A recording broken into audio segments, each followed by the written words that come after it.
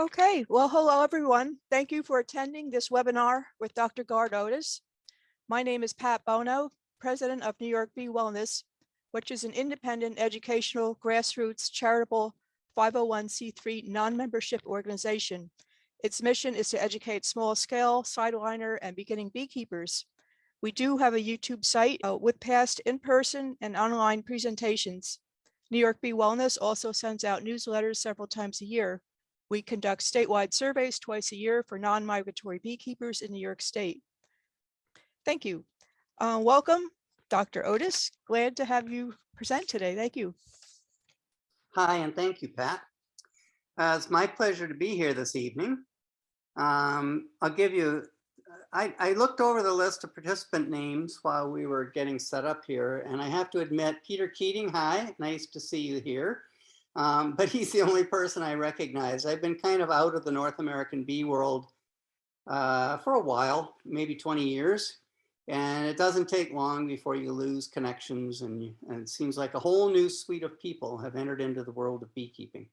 But that's great because that means there's so much exciting stuff to learn about honeybees. It's a totally amazing insect. I started off, I was interested in birds. And I always assumed I would be a professional ornithologist. And then I ran smack into insects just before my last year in university. And I didn't know anything much about them, no formal training, but I realized that one, they were interesting, and two, they were much easier to study and to work with than birds were, or other vertebrates. And I started off studying butterflies for a couple of years, and then my advisor, Chip Taylor at the University of Kansas, dragged me into the world of killer bees, Africanized bees. And that was back when we knew very little about them. And so I was one of the first North American researchers to head off to South America to study the swarming biology of Africanized honeybees. And so when I came back, I had to literally relearn pretty much everything I knew about bees, because African bees are, if you've ever worked with them, they are very, very different from our European honeybees, much more responsive to stimuli of all sorts. And so it's like learning everything all over again. And then in 1989, I had my first trip to Asia, where I saw giant honeybees and a dwarf honeybee species that turned out to be a new species. And it's like I had to relearn everything again about honeybees, because it's a whole new world of different biology, similar but different. So the talk tonight, before I share my screen, I just want to say that it rambles a little bit. It goes between a few topics, but hopefully by the time we get to the end, it will have pulled itself back together into a cohesive structure. Oh, and one of the last things then is that, so I studied Africanized bees and swarming biology, and then I got my job here in Canada at the University of Guelph. It's about an hour west of Toronto. And I started working on, part of my job was related to beekeepers and their interests. So first I looked at cell size and how it influenced bee size and bee behavior. Then tracheal mites showed up, and for about 8 years, I got very heavily involved in tracheal mites. Yeah, around 1990, we got into a bee breeding program to breed for tracheal mite resistant bees, which was extremely successful. I've always wanted to do the same for Varroa, but it's a much tougher nut to crack. As I said, in 1989, I had this foray to Asia for about 6 months to study bees there. And I've been dabbling with Asian honeybees ever since. And I'm headed off to Vietnam on Monday to study second round of Asian honeybee responses to giant murder hornet attacks, which should be fun. Got involved in a very successful beekeeping development program from 2006 to 2013 in Vietnam, if I said that. So I've done a little bit of that. And I got involved in Varroa at one point, but never really heavily into it. Around the time Varroa showed up, my position changed, and I no longer had the responsibilities I had before to work with the beekeepers of Ontario. And I sort of moved and shifted to some other priorities. So I haven't done as much with Varroa, but Varroa, of course, is central to all of the things that we do with beekeeping now because it's such a significant pest. I dream and hope that soon we'll have many different stocks of bees that are resistant to Varroa that won't require any kinds of treatments. But for most of you, you're not there yet. And so Varroa figures into this talk tonight as well. Okay, so the talk is mostly about winter bees and what they are compared to the so-called summer bees, what influences the survival of bees in general, both summer and winter bees. There will be, relies very heavily on the work of a former graduate student of mine, Heather Mattila. If she's never come and talked to your group, you should get her to do so. She's now a full professor at Wellesley College, just outside of Boston. And she's one of those grad students that you always dream of having, who turns out to be smarter and more gifted and better at research than you are. And she's just a phenomenal researcher.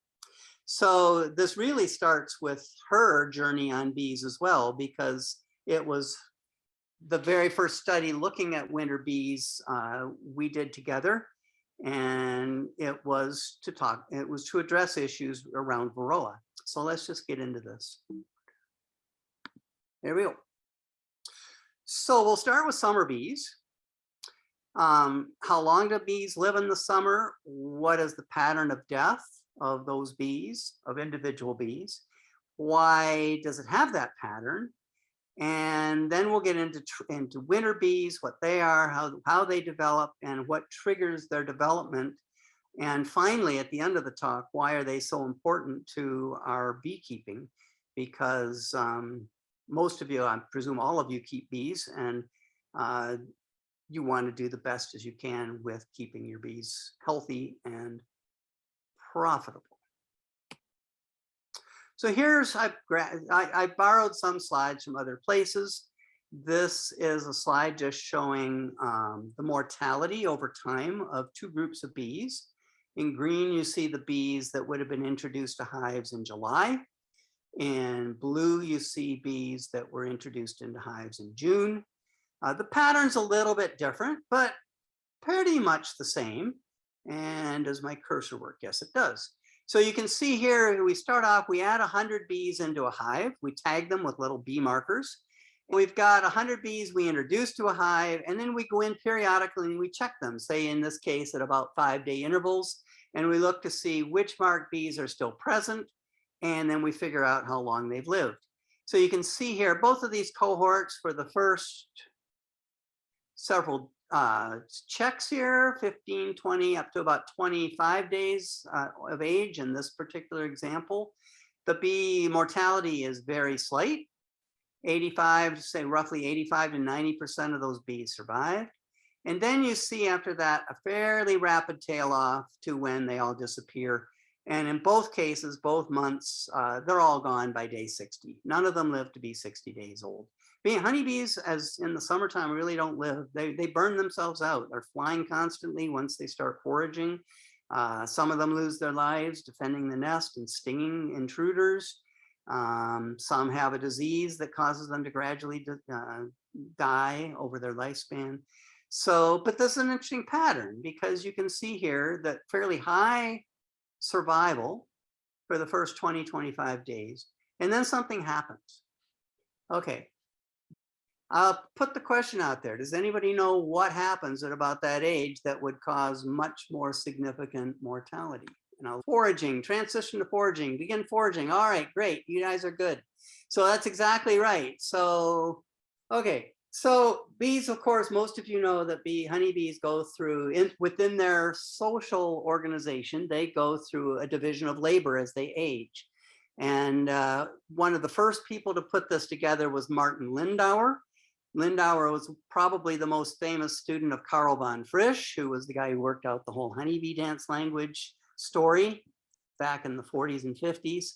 And so Lindauer, one of the things he did was he tagged a single bee, and then he and his helpers watched that bee, that single bee, for hours upon hours upon hours every day that it lived until it disappeared.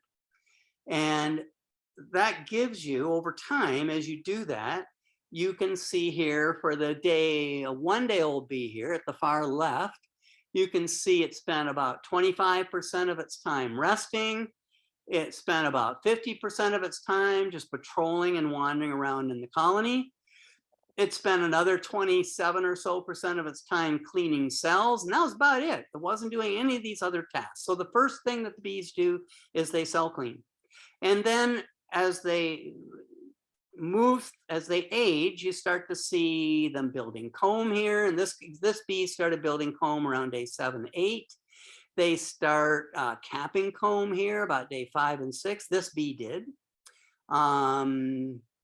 He doesn't have feeding larvae, which normally would happen here in like the day 4, 5, and 6. But I and then you can see finally guarding takes place here for this bee at about age 21. And then finally on day 21 and onward, it shifts to where it's almost only doing foraging in addition to resting and patrolling and doing some dance following. So that's how we read this graph. Tom Seeley repeated this study in the early 80s and did it in a much more statistical sense by marking a whole group of bees, like 100 bees, like we talked about before, with those little individual bee tags. And then he didn't have just the example of the single bee and what it did. He had an average of what the 100 bees did over their lifespan. And generally then you get this pattern. They start off with cell cleaning, they shift over to activities in the brood area, brood rearing, caring for the queen, feeding larvae, eating some pollen. Then they start to shift over to food handling, which takes place throughout the colony. Finally, they start processing food. They start manipulating nectar and capping honey cells. And then finally, as it gets later in its life, they shift to guarding for a few days, and then they shift to foraging. And in a normal colony, without any interruptions or disruptions, once a bee is shifted to foraging, it's pretty much a forager for the rest of its life. And so the trend is then, it makes sense, do the things that are the least risky first, so you can do as many things as possible that are low risk, and then gradually move to higher risk or more energetically taxing behaviors. Guarding is really high risk if you happen to be the individual that stings an intruder, but most of the bees that are guarding are just flying at intruders and not losing their lives. But it is a high risk activity. Foraging becomes really high risk. They've got to go out there and face the birds, face the spiders. They're using flight muscles. They're burning their bodies out pretty extensively by flying and flying and flying and flying. And so as we saw in that previous graph, the mortality picks up and they die off at a pretty rapid rate. So they're all gone, as I said, day 50, 55, 60. These bees actually, I don't know the exact story on this graph, but when you take the average lifespan for bees in the summer, it falls around here around 20 days or so. So you get quite a lot living here, but very few living out here, and it works out to 20, 25, 27 days is the average lifespan of a bee in the summer. Less than a month. Okay. So look at this before we leave it. Look at the amount of time that the bee, well, first look at the amount of time it spends resting. If you think people say they're busy as a bee, those bees are sleeping just about as much as we are. But if you average this out over all these days, they're about a third of their time is sleeping or resting, if you will. So they're not all that busy, perhaps. But look at how much time they spend patrolling. 40 and probably average 35 or so % of the time foraging. So we'll come back to that. So a couple of takeaway messages here. With colonies that are actively rearing brood in the summer, that's in bold there because it's important. Bees rarely live up to as long as 2 months. They go through this set of behaviors as they age from low risk to high risk. And by patrolling, think about that. The bee is wandering through the colony. It's sensing stimuli from the queen, from the larvae, from the pollen, from the nectar, from their other sisters. They're detecting pheromones that their sisters are giving off. And all of those stimuli are being processed by the little bee's brain, and they're resulting in it, one, deciding what to do.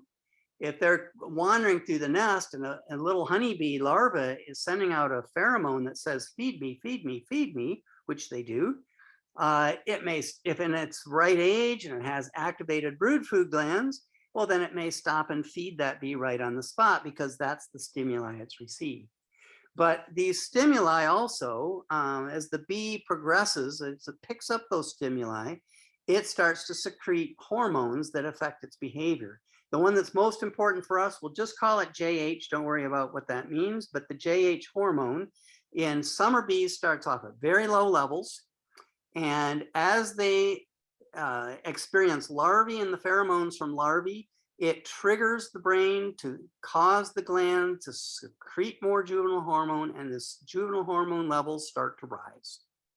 And as the juvenile hormones start to rise, then that bee starts to move through these different behaviors, because it's the hormone, the JH hormone, that actually essentially sets the bee and tells it which of these activities to do. If I take a bee that's caring for larvae and I artificially treat it with a JH hormone analog, a chemical that is picked up by the bee and sensed like the JH itself, it can take that young bee and shift it right up to become a forager. So that these hormone levels in a normal colony go up and up and up. As they do, they drive the bees to go through this division of labor.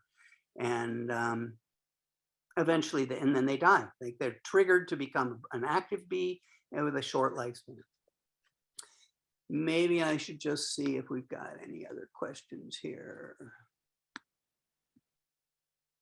What is patrolling? What are they patrolling for? I think I said what they're just patrolling for, but patrolling is just wandering through the colony. They don't seem to be behaving with any particular action, if you will. They're just wandering through, stopping here, stopping there, maybe sticking their head in a cell with a larva, but they're picking up all these stimuli as they go through. And somebody else, Jack Grimshaw, will get to that study that Heather and I did together. There you go. Okay, so let's move on. So those are summer bees.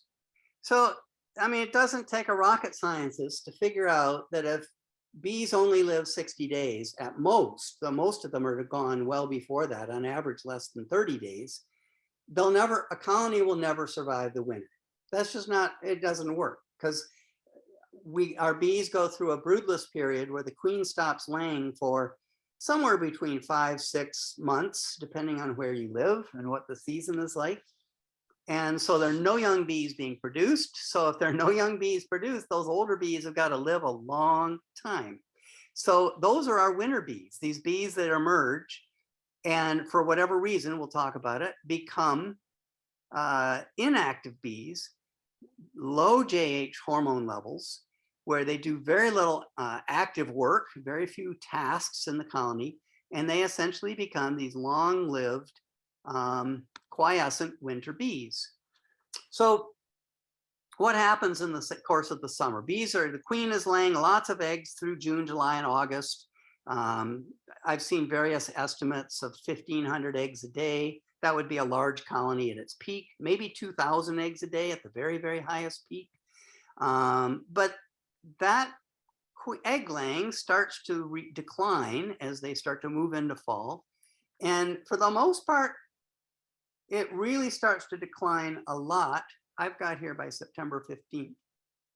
Yeah, that's about right. So they really start to curtail their egg laying, which means that there will be fewer and fewer young larvae present in the colony as well, because the eggs that she lays are going to hatch and become the larvae. So if the queen stops laying around September 15th, then or starts to slow down, by October 10th, October 15th, around in there, then the vast majority of the brood that the colony has been rearing through the fall will have emerged. There won't be all that much sealed brood left. Very, very few larvae through the latter month part of October.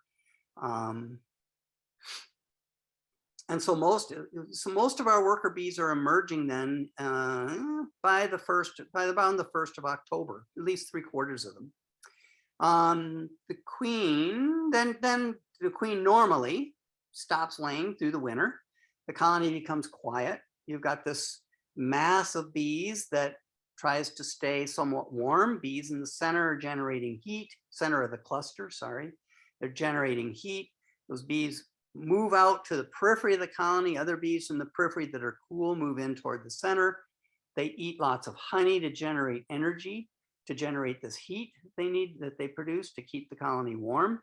And if all goes well, they manage to get enough honey, they manage to eat enough honey, enough of those worker bees survive, so that by around March the 1st, the worker bees start to clean out some cells again. The queen gets triggered to start to lay eggs again, and the colony can start to rear new bees that will gradually then become the summer population. And so those new bees that are reared are going to be encountering larvae. Those larvae are emitting these pheromone signals, and they're going to be triggered to become summer bees.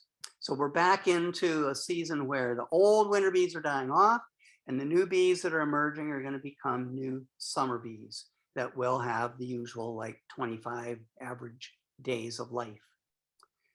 So that period there from around September 15th to March the 1st, that's 5.5 months with no egg laying.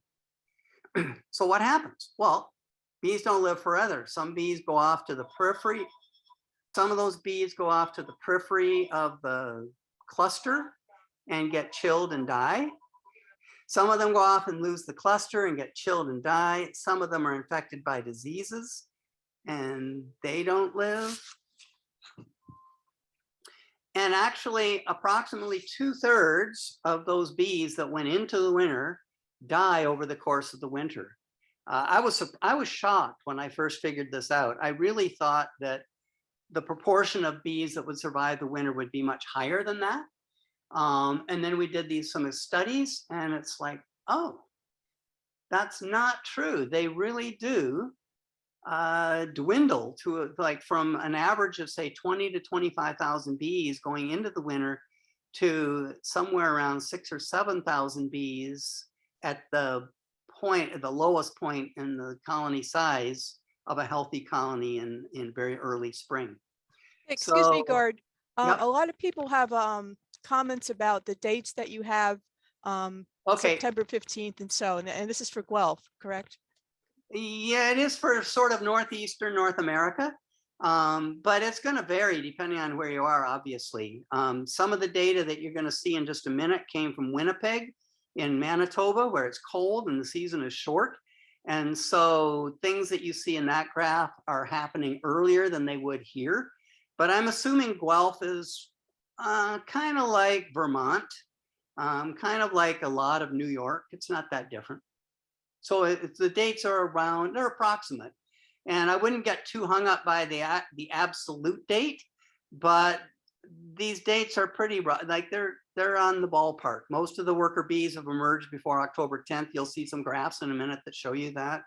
The queen, where you live, maybe she starts laying in the end of February. She may not start laying until March 20th, depending on the season and where you are.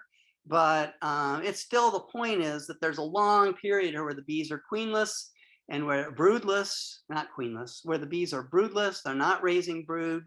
And that means that those winter bees have to survive a long time if this colony is going to survive itself. Hopefully that answered your question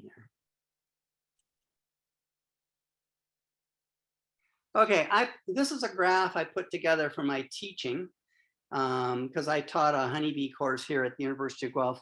I'm very proud of the fact that I probably taught 4,000 students or so about honeybees over the course of my career. This honeybee course was, a lot of non-science students take it as a science course. And so a lot of people at the University of Guelph get exposed, a lot of students get exposed to the biology of honeybees. It's pretty cool. But I've played with this graph over and over. I changed it for this talk, but it's rough. It's approximately what would happen here, for example, and as I just said, for like not the coldest part of Maine, maybe Vermont, not the coldest part of Vermont, those kind of areas. So I'd like to just start here with that point when the population in the winter has gotten to its lowest point. Those winter bees have been dying off. The young bees that are going to start being reared in March and into April are only just being reared and haven't really started contributing to replacing the dying bees. And so there's a point here where the colony is really at a risk of dying, because if too many bees die off before the queen can get going and the colony can get going and they can really raise a lot of bees, then they just can't recover. But assuming that it's a good, healthy colony that went into the winter in good shape without a lot of disease, they come through the winter with 6, 7, 8,000 bees. And then they start rearing brood, and the numbers of bees emerging explodes, and it goes up and up and up and up. We as beekeepers try to prevent them from swarming, so it goes up and up and up again. I put this going up to 60,000. Maybe that's high. I've seen estimates of 40,000, 50. I don't know what the absolute number is. I know some colonies do get to 60,000. And then we get to August, where they've peaked somewhere here, August, September, around in that time. They start to dwindle. They start to reduce the amount of brood they're rearing. That means fewer young bees are emerging to replace the older worker bees that are dying off. And so that population starts to decline down to the point where by the end of October or so, they're going into the winter with about 20, 25,000 bees again. Pick that up, come over here to the 20 and 25,000 bees again. And we then go into this winter bee period where these long-lived winter bees, there's a little bit of mortality, but not so great. They live and live and live. Then the mortality starts to pick up as they start brood rearing, and then they bottom out. So this is a rough graph of what happens with a colony cycle. So there are a couple of things that are key in this. One is the winter bee phenomenon. Once they shift into the winter bee phenomenon, then the population, yes, it declines, but it declines relatively slowly through the winter. And we've got this phenomenon at the end of the summer where the colony starts to reduce the amount of brood rearing. Not enough worker bees emerge to replace the older dying foragers. And so the colony population starts to decline again, and they end up regulating themselves. So they go back into winter. If things go normally and you have a healthy hive, every year, if they survive, they're going to go into the winter with about 20, 25,000 bees. It's quite phenomenal, actually, that they're able to regulate it as well as they do. So how do these bees differ? Summer bees, as I said, we got this JH hormone that's increasing with age. That's driving the division of labor. Bees are active. They perform that full sequence of act colony tasks that we've talked about on some of the previous slides. They have well-developed brood food glands for feeding larvae. The fat body is relatively undeveloped, and they have low levels of storage proteins in their blood. Winter bees, very different physiology. They come out, there's very few larvae that they interact with as they're patrolling in their early days of their life. The glands that produce the hormones, the JH hormone, don't get activated. And so the JH stays low through the winter. There's spelling error there, sorry about that, until they reach the point where somewhere in the spring they encounter larvae. If they're still alive, they encounter larvae, the JH gets triggered, they start to feed larvae, and they become basically a shift over to be a summer bee. But while they're winter bees, they're largely inactive. They eat a lot of pollen. Pollen's their source of proteins and fats. They have a very poorly developed brood food gland. Essentially, it's just very small little empty glandular cells. The fat body is quite extensive and full of fat. And they have a high level of storage proteins in their blood. So they're like very different bees from summer bees. I might just add, I'll just put something in here. What happens when a colony becomes queenless? Queen obviously stops laying eggs. There are no more larvae. Worker bees that are emerging into that colony no longer experience larvae. They're not triggered to produce juvenile hormone. They become really long-lived queenless bees that are essentially winter bees in the summer. They have the physiology of winter bees, but they are queenless bees in the summertime. So that gets us to one of our central questions of when do these winter bees develop? So I've mentioned Heather Mattila, my former student. She was one of those, just a superb student. As an undergrad student in my insect behavior class in her third year, we didn't have many third-year students in the class. She had the highest mark compared to the fourth-year students. I invited her to join me on this project and she accepted, and it was the turning point in her life and really in mine as well, because that's when she got interested in honeybees. And the central question that I had was, when does the winter bee population develop? Because if we want to have healthy bees in an environment with Varroa mites that are feeding on those bees, then we want to have colonies as free of mites as possible when those winter bees are being developed. You'd want to do your treatments at a time to get rid of the mites so they're not going to impact the winter bees.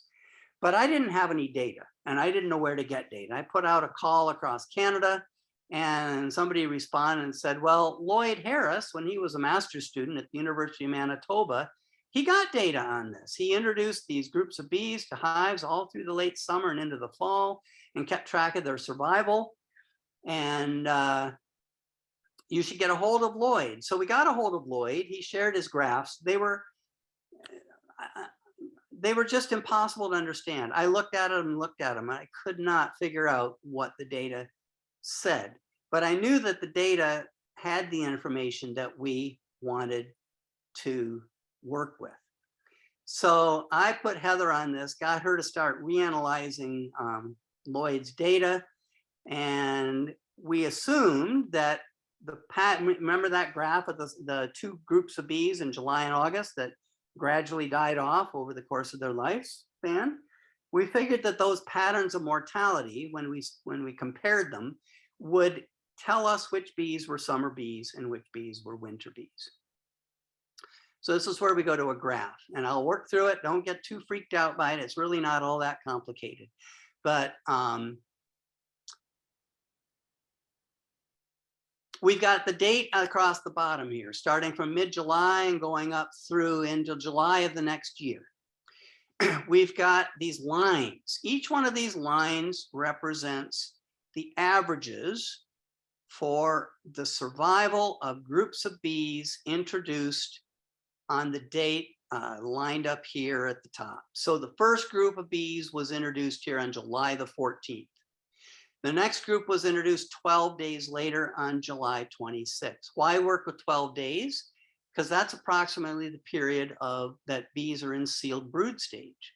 So we're representing the bees in each set of, if we take brood measurements and we know how many sealed brood bees are there, we get an idea of how many bees are going to be emerging in the hive.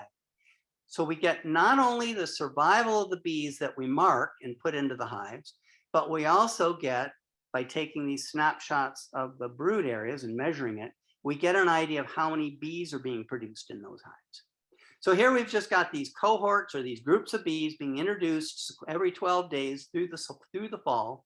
And clearly the pattern shifts, right? It's very obvious to see here that for the first 4 groups here, up till August 19th, you introduce those bees and they die off fairly quickly and they're all gone within a couple of months. Those are summer bees. Suddenly here with this group of bees, again in Manitoba, northern place, really cold, short season, those bees introduced on August 31st, about 60% of them die off pretty quickly, like summer bees. And then we go through this long period where they live much longer. Now, this looks like a whole bunch of data points here. You can't check hives in the middle of the winter in New York. You can't check hives in the middle of the winter in Manitoba for sure. So he got data here going into the winter around here, and then he was measuring, I think it's here with this line, And then he measured again in the spring to see who was still alive. So this is like a point from here down to a point to here. So about 60% of those bees became summer bees, died off quickly. The other 40% here became winter bees that lasted a long time. 12 days later, the next cohort that he put in, about 30% of those became summer bees, and the other 70% became winter bees. The next group that went in, a little bit higher percent became lower percent became summer bees. Very, very few in this group. And by the last two groups of bees, when there actually was very, very little brood, they were basically all becoming winter bees that lived through to the next year. Gard, excuse me, Gard, there's several questions about, they need clarification about the winter bees and eating pollen. When do they actually eat the pollen? I don't know. That's a good question. Most bees, when they emerge, thank you for monitoring the question and answer, because I get wrapped up in my head in the talk, sorry. Most young bees, one of the very first things they do upon emerging is they wander around and eat some pollen. They need to eat pollen to develop their brood food glands. They gain weight over the first few days of their life. So a lot of it is happening then. I don't honestly know if they keep eating pollen for a much longer period or not. I don't know. Good question. Any other questions there that I should answer? Well, one person asked, is the need for carbohydrates stored honey as high or higher than pollen protein? It was my impression that the amount of stored honey was the major factor in determining the survival of the colony.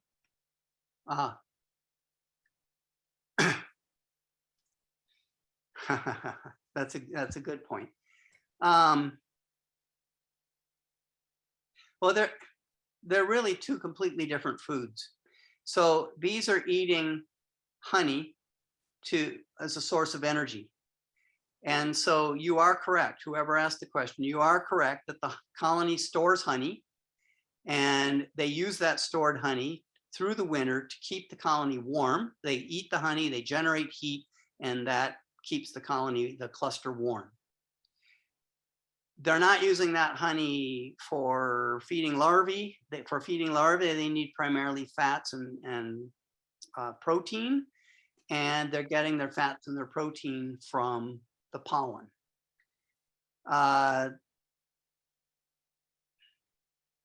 Pollen eating isn't going to figure that heavily into my talk, except we are going to get into why the amount of pollen that the bees are experiencing helps to trigger this winter bee phenomenon. And we'll get to that a little bit later.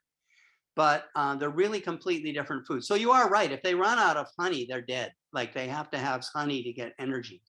But if they run out of pollen, pollen, if there are larvae present, they will cannibalize the larvae and recycle the protein in the larvae. If they're out of protein, they won't be able to feed young bees. They won't be able to develop their brood food glands and produce the jellies that they need for feeding the larvae. So they're really like complete. It's like I need potato chips when I'm watching the TV, but I need my eggs and whatever in the morning to get me going in the morning. It's two different things altogether. See, if one introduces a new queen in September, does that mean it is more likely she will produce more winter bees? We're not going to talk about that, but the answer is no.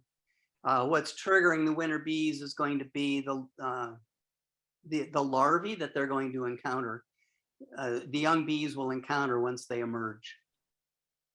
So young bees emerge, they patrol, they wander around the colony. If they experience larvae, which are emitting a pheromone, it triggers them to develop that gland that secretes the hormone, the JH hormone, and they start to develop their brood food glands. The next thing you know, they're like a summer bee.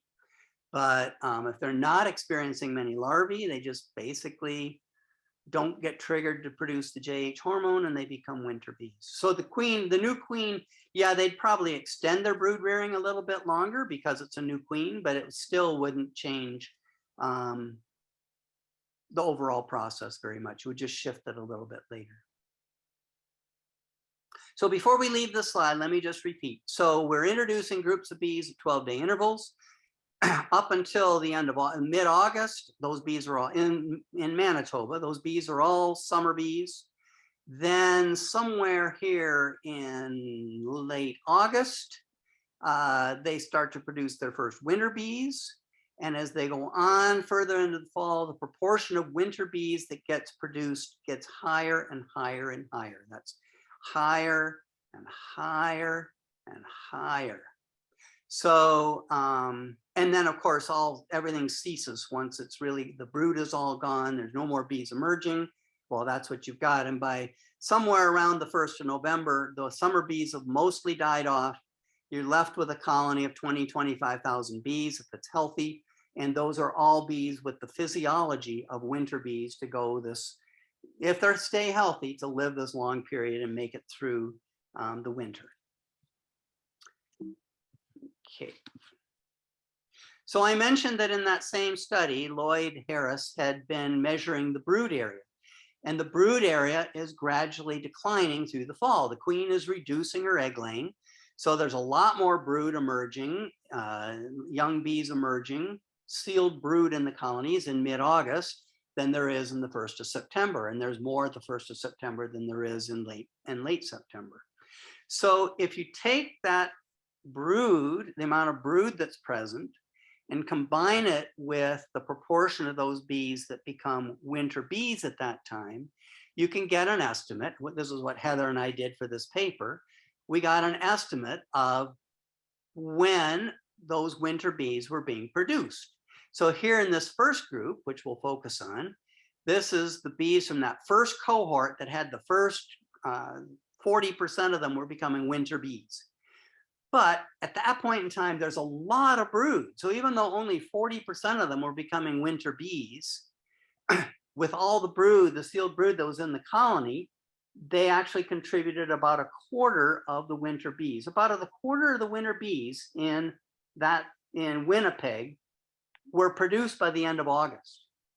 If I translate that over to northeastern US and Guelph, that means about a quarter of the winter bees have been already produced by September 15th. Our date, what's our date now? The 20th? So we're already like well into winter bee production. The next group, or the next 12-day interval, there was still quite a bit of sealed brood, but a higher proportion, only 40%, I think, of them became summer bees, 60% became winter bees. So they contribute about 5,000 bees toward the wintering population. And of course, that dwindles off as you get to the point here. They all became winter bees, but there was very little sealed brood. So they contribute not all that many bees. But this is when your winter bees are being produced. There in Manitoba, it was here by mid-September, over half of them have been produced. Here in Ontario, by the end of September, probably in a healthy colony, 3/4 of them have been produced.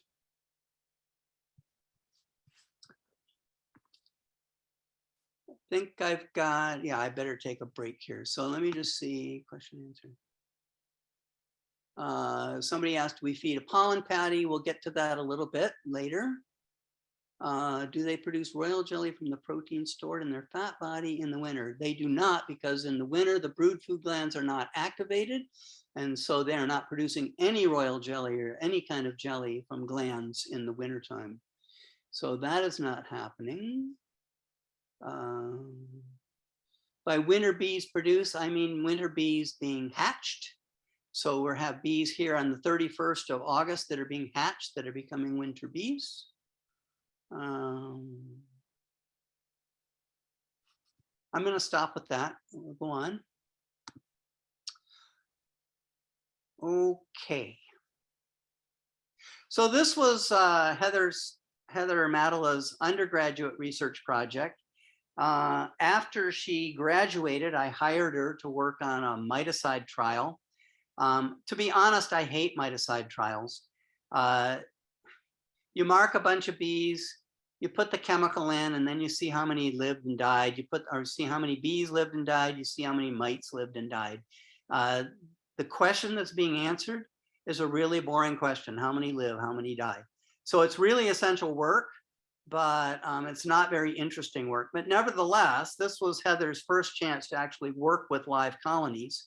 And within about 2 weeks, she knew enough about colonies that she was almost completely independent. I hardly had to help her in the field at all.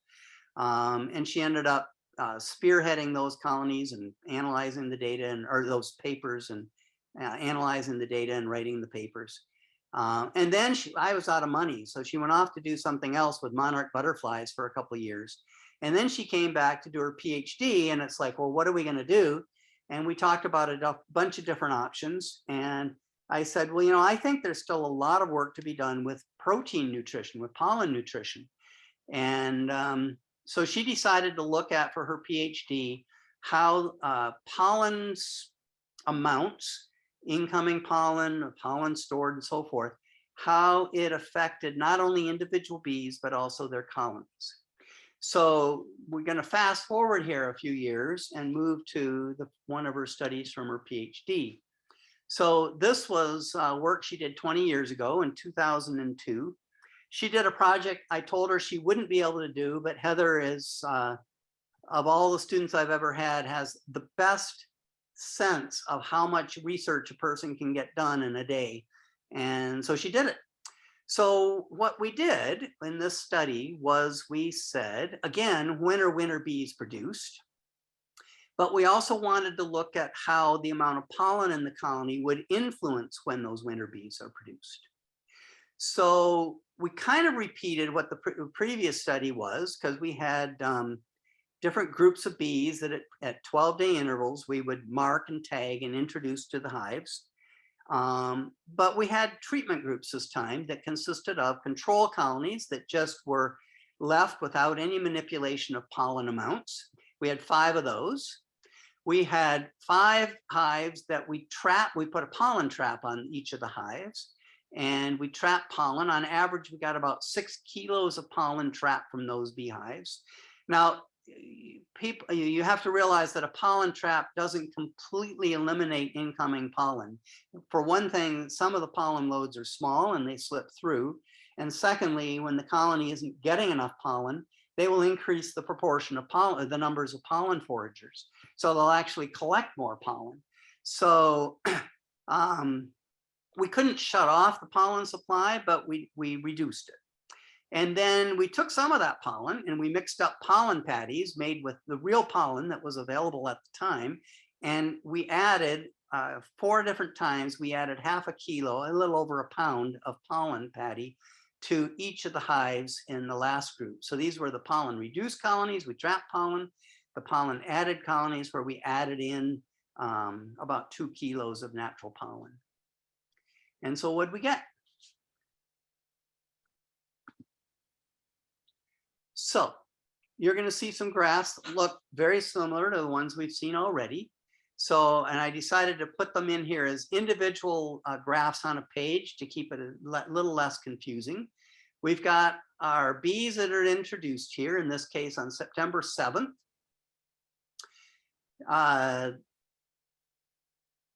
They're tagged, they're marked, so we can check them regularly and look for individual bees and who's alive and who's missing. And then we have our 3 treatments. So we have the control hives are the solid line here. The pollen supplementer, the pollen added hives are the dashed line. And the colonies we reduce the pollen in are the dotted line. Now, in this case, they look a little bit different, but there was no significant difference here. All of them, basically, these bees being introduced on the 7th of September in Guelph, Ontario, became summer bees. Look at them die off regularly, rapidly over their lifespan. And then a few of them then lived a little bit longer into the fall. You can see here that with the pollen reduced colonies, the dotted line, a few of those bees actually became winter bees. Look at there, we've got a few bees that lived, and finally disappeared here after 250 days. So a very few winter bees being produced on September 7th. And I can just tell you that as she added cohorts of bees every 12 days, we saw the same kind of shift where a little bit later, the next cohort, a reasonable proportion of them became winter bees. The next cohort, more of them became winter bees. But I'm only going to show you a couple of graphs here to keep it as a little bit simplified. So I will add that this was a fairly typical summer and early fall in terms of weather and pollen availability and rainfall and stuff. So the the colonies were behaving normally. Those 15 colonies we started with, we went through the apiary here at the university, and we selected colonies that were roughly similar in population and size in mid-August, so that we would have, they were all starting at about the same point when we started the experiment in early September.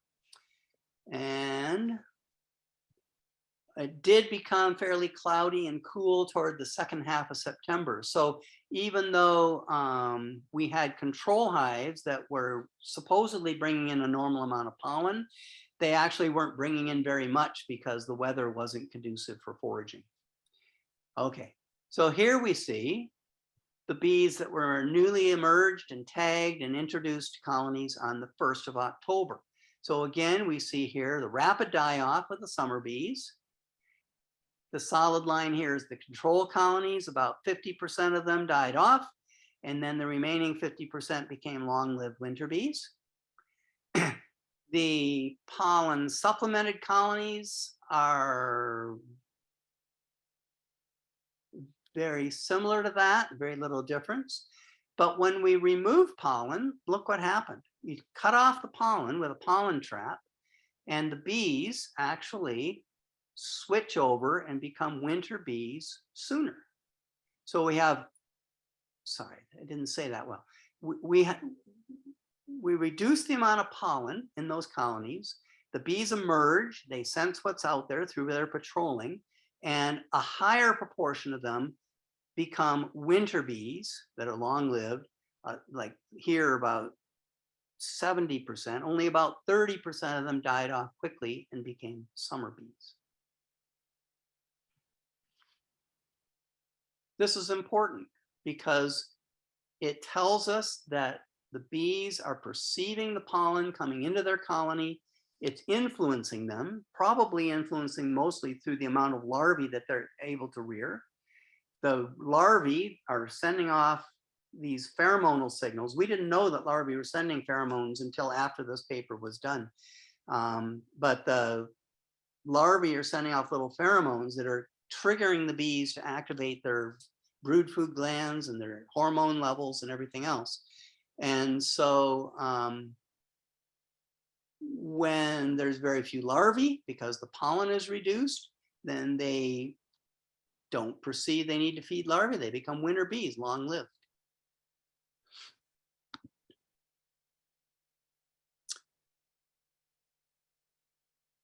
So we've got two graphs here that we're going to compare. I only chose to show you the pollen added, the pollen supplemented hives, and the pollen reduced hives. And we're going to compare them. So you can see here, the gray is the total number of bees in the colony that are being produced, emerging, and the black is the number of winter bees that are being reared and emerging. Okay, so the two of these together, gray and black, equals the total number of bees. So we got like 17,000 or something plus a little bit here, 18,000. You add those two together. So what we can see here is when we add pollen, this is per day, the number of worker bees emerging per day. There's about 1,700 bees emerging a day. When we reduce the amount of pollen, they reduce the amount of larvae they're rearing, they cut it back. So there's less than 1,600. It's like 1,550 bees emerging a day. So they're adjusting the amount of bees that they're rearing. You can see here too that when we look at the winter bees here, very few of these bees where they were adding pollen to them. Almost none of those bees in the early season became winter bees. Here already in the pollen reduced bees, a reasonable proportion of them are starting to become these long-lived winter bees.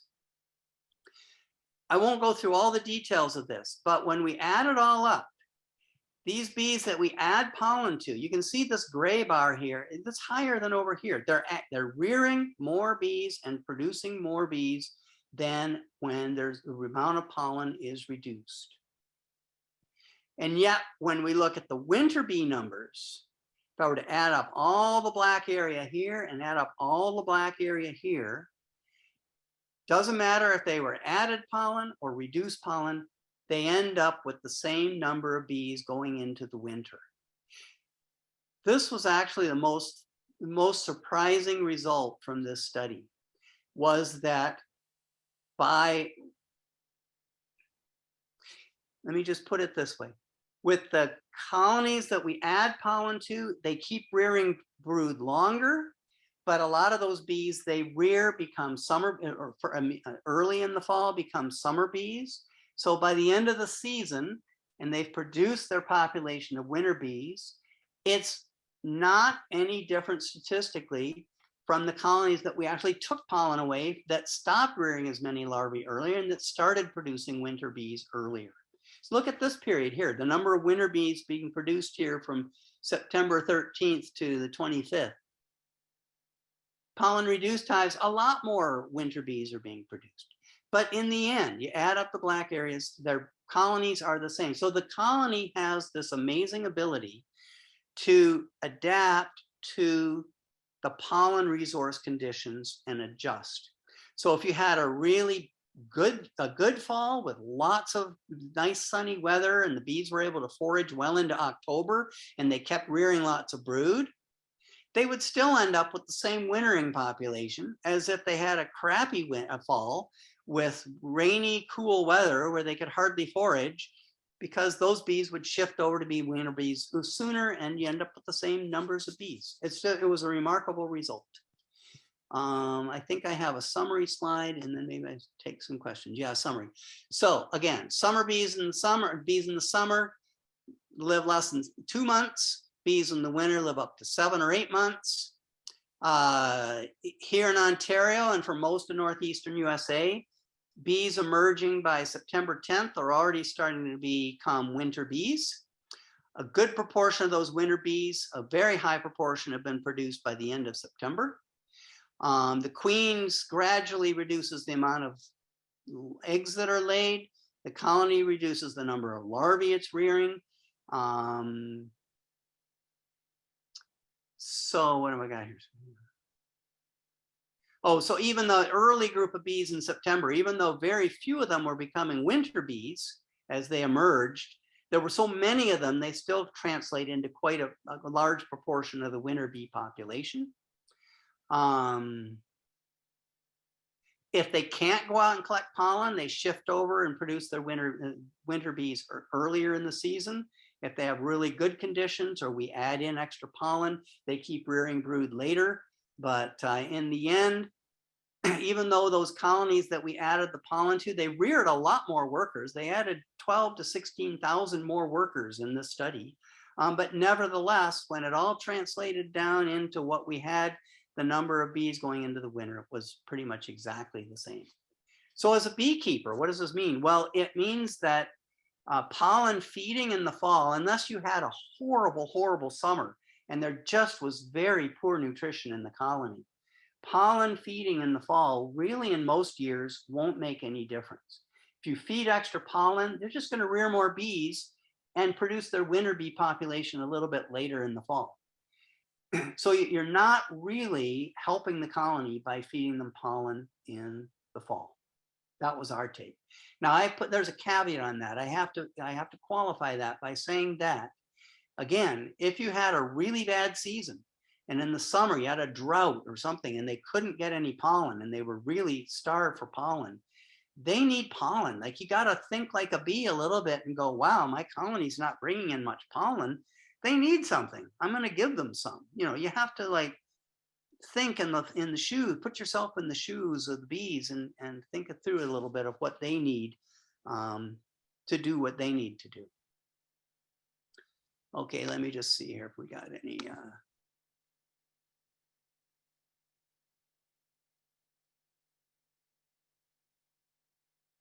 Somebody here has asked. Let's see. First of all, pollen added colonies. We, as I said, we took the pollen that we trapped from the pollen reduced colonies, we mixed it with some sugar syrup and we added it to the pollen supplemented colonies. So we were not feeding a pollen substitute. We were feeding real pollen. We cleaned it up a little bit. We sifted out some of the dead bee parts and the wings and things like that. And then we mixed it up with sugar syrup. I think it was 2 parts pollen to 1 part sugar syrup. Pollen substitutes are tricky because if you feed bees a poor quality pollen substitute, they will perceive that it's pollen, they will use it, but they don't get the nutrition they need.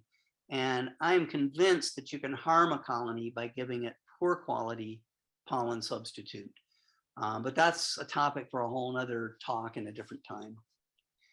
Is the perception of the lack of pollen by the bees when patrolling, or is it that since natural pollen has sterols which trigger JH, that you get the transition from summer to winter bees? I absolutely have no idea what it is exactly the bees are perceiving in the pollen. I don't know if it's particular chemicals, volatile chemicals, things that they taste. I really don't know what's in there that is triggering this. So I'm sorry, I can't answer that question. Did the control group end up with the same number of winter bees too? Yes, I didn't show you the control group because it was actually a whole lot like the pollens, one or the other. I think it was pretty similar to the pollen reduced colonies because they'd only been pollen was only trapped for about 2 weeks before the weather went poor, and even the control colonies didn't get that much pollen coming in. So they ended up behaving a lot like the pollen reduced colonies. Oh, somebody's talking about feeding bees pollen in the spring and the health of the bees. That's a whole nother topic. Sorry, Joan, that's a whole nother topic that we just aren't going to have time to get into here. Where did it go? I lost it. Well, there's all sorts of questions here. Somebody asked, when was the pollen augmented or reduced? Spring or summer? It was in the fall. This whole study that we're talking about was started in the fall in late August. And we put the pollen traps on and we started trapping the pollen. Sorry, I should have made this clear. We started trapping the pollen. We started adding in pollen substitute in September.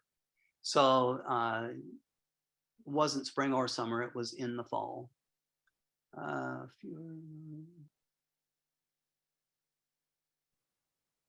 Lots of good questions here that I'm not going to have time to answer all of these.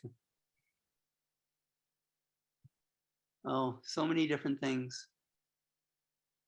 Did you say in the hive in winter bees do not have a queen? No, I said that if a colony goes queenless in the summer with the absence of larvae in the hive, that the bees don't perceive the larvae, they essentially perceive the colony much as they would in the fall when there's very few larvae. And the worker bees that are remaining from the old queen that emerge actually become long-lived winter bees. And even all the other bees in the colony that may have started on their division of labor, they actually shift and they shut off their JH hormone production. They also become long-lived winter bees. So queenless bees are essentially like winter bees in the winter. So I'm going to stop. I'm not done. This is just a stop point here where we're going to shift now. So we got to talk about Varroa a little bit here because this talk isn't over. So you all have, everybody here listening to this must have seen a Varroa mite and must have experienced Varroa mites. So I don't even need to describe what's in the images here, except this bottom left picture shows a healthy bee with normally formed wings, and next to it a bee that was infected with deformed wing virus that ends up emerging with these tiny little crumpled little wings. It cannot fly. Its lifespan will be very short. The amount of work it can do in the hive is very low. Deformed wing virus, we hardly heard about it. I don't even know if we talked about it before Varroa became a problem. When Varroa mites feed on a bee with deformed wing virus, a bee or a larva or a pupa, they take it into their body, and then when they feed on the next bee or pupa, they inject that virus into the blood of the bee. So the mites, the Varroa mites, are essentially the vectors that move this deformed wing virus from bee to bee. Without a mite in present to inject it into the hemolymph, the blood of the bee, we don't have a really serious issue with deformed wing virus. It's essentially a non-issue. But as soon as we have mites that can take that virus and transmit it into a bee, into the hemolymph, it gets sick. And not only that, then another mite comes along, feeds on the sick bee, goes off and feeds on a healthy bee or larva, and it transfers it to it and it spreads it. So there's been a lot of study of deformed wing virus. One of the people who's done I find some of the more intriguing research is Stephen Martin in the UK. And this actually comes from a modeling study that they did that was published in the Journal of Apicultural Research. No, maybe it was a different study. Sorry. But this is a quote from their paper. During late summer, as the population of deformed wing virus transmitting mites increases, deformed wing virus causes a reduction in the number of healthy young bees entering the overwintering population. Mites are in the hives. Their numbers are increasing over the course of the summer. The numbers of bees are starting to decrease once the colonies begin to reduce their brood rearing in the fall.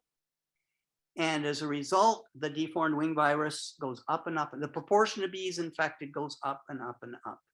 This is a graph, a simulation. Randy Oliver, I don't know if he's listening to this talk, but thank you, Randy. It's a schematic. The timing of it is not exact. The absolute numbers are not exact. But the point of it is this. We start off in the season back in March or something with 10, 12,000 bees. I said it was a little less than that, but the absolute numbers don't matter. What matters here is that as that colony in the spring gets rearing brood, you should have all experienced this. If you keep bees in a temperate climate with a spring, the bees have this tiny little cluster and this little bit of sealed brood. You walk away for 2 or 3 weeks, you come back and you go, oh my gosh, how did that happen? There's so many bees in this hive. The population of bees just explodes until we get into the summer, when the bees are working really hard foraging and their lifespan is as low as it's ever going to be. And then as we get into fall, they start to reduce the amount of bees they're rearing. And so gradually the numbers of bees is declining. Now the mites can't begin to reproduce at a rate to keep up with what the bees are doing. They're lagging behind the bees here. But nevertheless, for every female mite that goes into a cell with a worker larva, approximately 2 offspring get produced and come out again to go off and infest other cells. So they're doubling every 12 days during this period of sealed brood. So mite levels, they may be very, very low here going in the winter, because at that point there is no brood. So they're all hanging out on the adult bees. They're dying. Gradually the numbers are dying. But then they start reproducing, but they reproduce and keep reproducing to the point where there's a lot of mites relative to the numbers of bees. This is the key point of this. And then what's happening here in September and October? Well, winter bees are being produced, and bulk of our winter bees are being produced in the month of September. So you can already imagine, that if you don't treat the mites somewhere to knock back the numbers, and they're really moving this virus around from bee to bee to bee here in these winter bee population, you are not going to have a very healthy population of winter bees. So this was one paper by Stephen Martin and Associates. This is a second one that was a modeling study. We got the same kind of graphs here of bee mortality. Bees introduced, 100% of them start off, and eventually they go to 0%. And we've got here, we've got dashed lines are bees in autumn. Got two dashed lines. The black dashed line is with no virus in the hive, just normal mortality, no deformed wing virus. The gray line is with deformed wing virus. Over here we have winter bees. This is the winter bees, the black line with no virus being transmitted by mites from bee to bee to bee. And here we have the gray line with mites transmitting the virus with deformed wing infection. So what do you see? Well, in the fall, we've got a pretty significant decline in survival of the bees. We've got here, some of the bees are living here in this model 80 days with deformed wing virus present. None of them live past about 70 days, but look, a lot of them died off very, very quickly before, after they emerged. But look at this wintering bee population. Here are those bees that have to live for the 5.5, 6 months to make it through the long winter, so your queen and the worker bees can start up the colony again once spring comes around. If deformed wing virus is present, they're dying off at a much higher rate. They only live to be, in this model, about 180 days. That doesn't get you through the winter, the colony dies. And so they actually have a quote. In the absence of deformed wing virus, he had some colonies with no virus, and they had colonies with 10,000 or more mites in the colonies, and they survived just fine. It doesn't seem that the mites themselves, yes, they're harming the bee some, they're feeding on the fat body, they're harming the bee, but not all that much. What's really harming the bee is this deformed wing virus, and with the virus present, colonies with 2,000 to 3,000 mites die. If each mite infests only 2 of the developing workers destined to be part of the overwintering population, at least half of the overwintering population will be dead by December. If half of the overwintering bees are dead by December, they are not going to make it to March. Or if they do, it'll be a tiny little colony. And I'm sure a lot of you have experienced those colonies that just barely survived the winter. And August comes around and they're still just building up to become a normal colony again. Like, they're not a very functional colony. So I had this slide before showing roughly the colony population with a well-managed colony here that got to a low number of 7,000 to 8,000 bees, but then spring came and they produced a lot of bees and they survived. But if we've got the colony of mites with deformed wing virus and they're feeding on the winter bees, there goes our winter bee mortality down, down, down. It continues to drop down over the winter. And in this case, the colony numbers drop to 0 before any brood rearing could start to replace the colony. So again, we got to get rid of these mites. So here's that colony, that's rough graph of bee numbers over the course of the year and the mite numbers over the course of the year. If you don't have mites controlled at some point, especially up to around the end of August in our area, early September, you're going to start seeing winter bees produced in September that have been fed on by mites with virus. And they won't be as strong as if you had gotten those mites out of there. Even better might be to treat back here in May or sometime when you don't have honey production going on, knock the mites way back so that they never get to the point where they're a significant threat. I know it's an issue with honey production. A lot of you experience a fall honey flow and you're collecting honey in September and into October. The guidelines say don't treat for mites when there's a honey flow on. Well, what are you going to do? I've got to treat with mites. Well, maybe you've got a period in August when you can get out there and treat with mites. But without controlling these mites and getting that are going to transmit the virus, you will have problems with your wintering population of bees, which will translate into colony survival. So how do you ensure healthy winter bees? How do you get your bees to, somehow or other you have to control Varroa mites. So we need low Varroa mite numbers, if possible, low nosema infections. We need good nutrition. We need fall pollen, but normally fall pollen is not an issue. Normally the bees are going to get enough pollen in the fall that, as I said, supplemental fall feeding is usually not a problem. You need good queens. You always need good queens. You need no pesticides. That's a given, always. You need an adequate supply of honey or sugar syrup. There's evidence that bees winter better on honey than they do on sugar syrup. And there was something else that somebody asked about. And I can't remember what it was. Sorry. I just put this graph in here again to highlight that those winter bees are being produced here in the early fall. And if you want them to survive, you need to get the mites out of there. So Varroa mites must be controlled with miticides, or even better, mite-resistant honeybees. I beg and pray that we're going to have those widespread in the near future. And that's coming. They're developing. If you're using miticides, whenever you use them, you want it so that by the 10th of September or so, the Varroa mite populations are pretty low.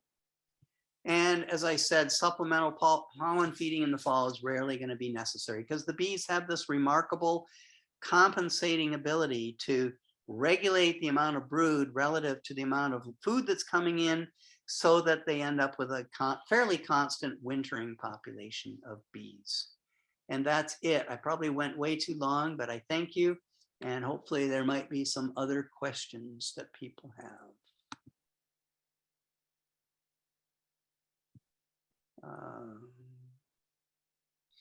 Yes.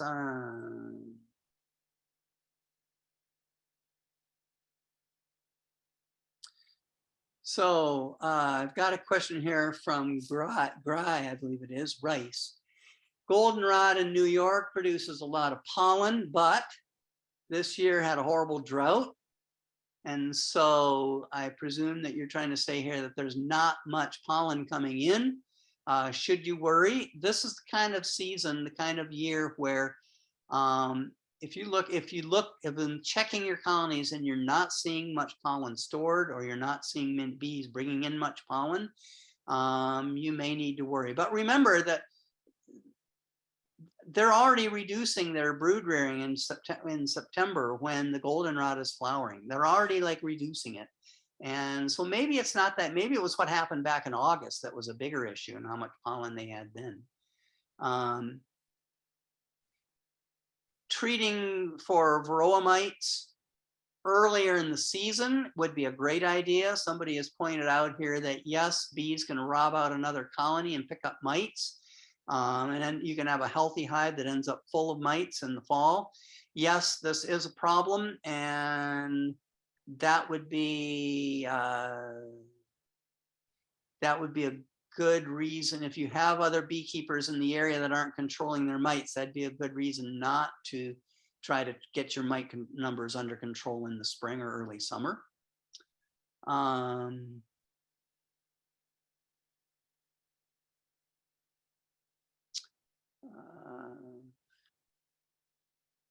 Somebody asked here, Laura Eldridge asked, if we supplement feed with sugar syrup or sugar bricks, and do they eat that directly, or do they have to convert it to honey? No, they eat it directly. All they need is sugar. And in fact, I often, when I go out in the winter and check colonies, if I find that a colony is really, really light, has almost no honey, but it has a hole in the inner cover, I simply pour some granulated sugar around the hole in the inner cover, and the bees can come up there. There's enough condensed moisture from their metabolism that they can get some water, and they can liquefy that sugar. And I've kept many a hive alive by just feeding them sugar syrup that they use directly. Honey is basically just sugar syrup, right? It's pretty much the same thing. Well, I'm going to get a lot of arguments against that, but in basic, it's a supersaturated solution of sugars. Boy, a lot of questions here. Is splitting to overwinter a new nuke better with more winter bees already present? I'm not understanding that question, Jack. I'm sorry.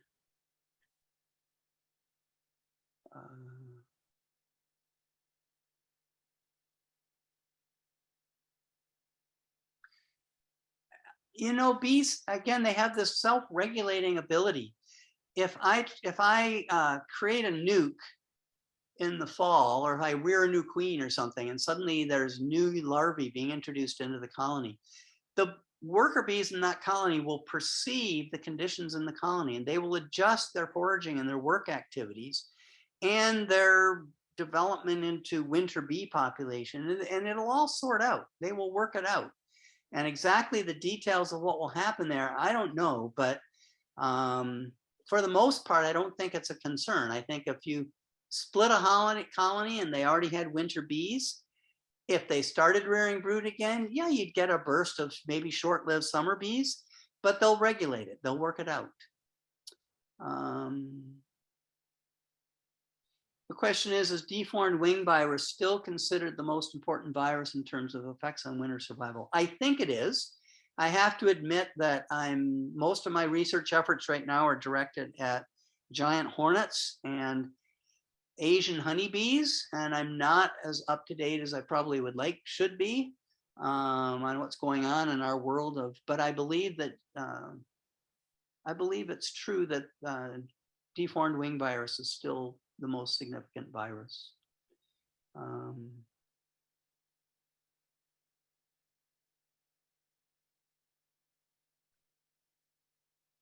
Somebody asks, is there any evidence that bees can utilize the protein from hive beetle larvae or moth larvae? I don't think they do, because in both cases, the larvae, the beetle larvae, I've actually never seen small hive beetles, but my understanding is that when they're feeding and developing, they produce this nasty frothing material that the bees tend to avoid, and they're probably not going to come in contact with those larvae very much. In the case of wax moth larvae, they're drilling through and laying down silken threads that it's hard for the bees to get through. And so those larvae are largely protected from the bees. So I don't think bees are going to do anything with those.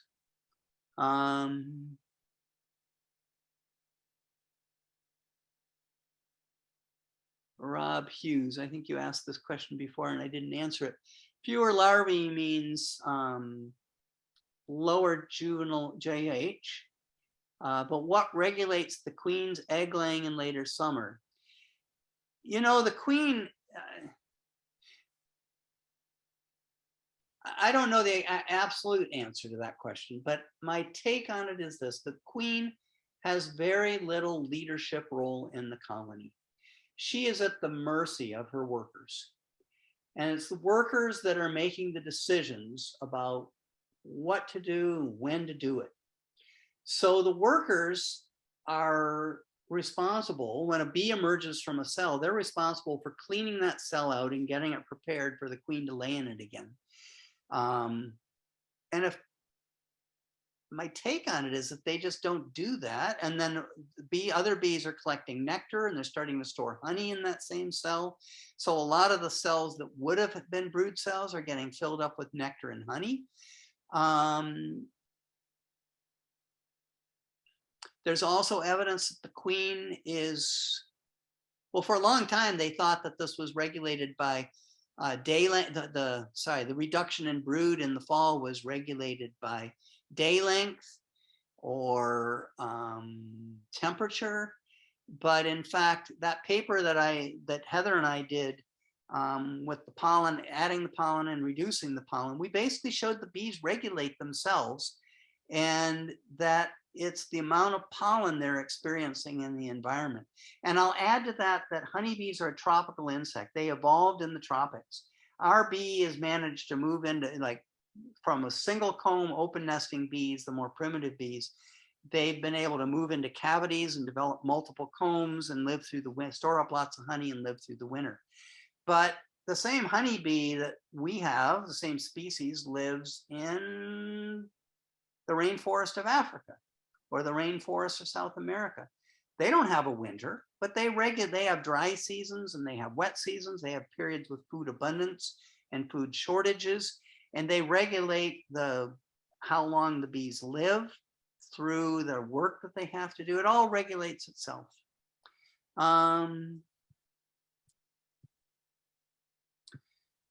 Jack has asked if you can treat in August, if you can't treat in August because of temperatures or collecting fall honey, should there be a benefit to feeding pollen in September and October?